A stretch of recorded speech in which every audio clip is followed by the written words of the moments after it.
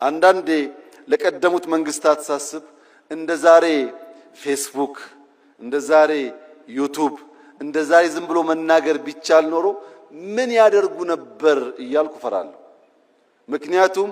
97 ዓመተ ምህረት እነ ፕሮፌሰር ብርሃኑ ነጋ እና ሌሎች ታዋቂ የኢትዮጵያ ፖለቲከኞች አዲስ አበባን በሚያምሱበት ዘመን አንድ ቲቪ ብቻ ነበረን፣ ኢቲቪ የሚባል ፋና እንኳን ቲቪ አልነበረው፣ ኢሳት አልነበረም። በአንድ ቲቪ ያን ያክል ከታመስንና ያን ያክል ከሞትን እንደ ዛሬ በመቶዎች የሚቆጠሩ ቲቪዎች ባሉበት ጊዜ ውስጥ ያ ትኩሳት ቢኖር መንግስታት ሾክ አብዘርቨር ኖሯቸው በትዕግስት ለማድመጥና ለማለፍ ካልቻሉ ኢትዮጵያ ውስጥ ምን ሊፈጠር እንደሚችል ሁላችሁ ማሰብ አይሳናችሁ። ሾክ አብዘርቨሩ በርከት ያሉ ሾኮችን የሚሸከምበት ዋናው ምክንያት የሚያጓጓ ራዕይ ስላለን፣ እልህ፣ ወኔ፣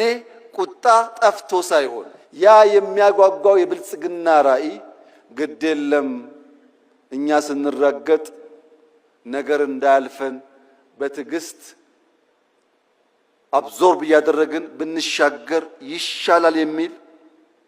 ምርጫ ስለወሰድን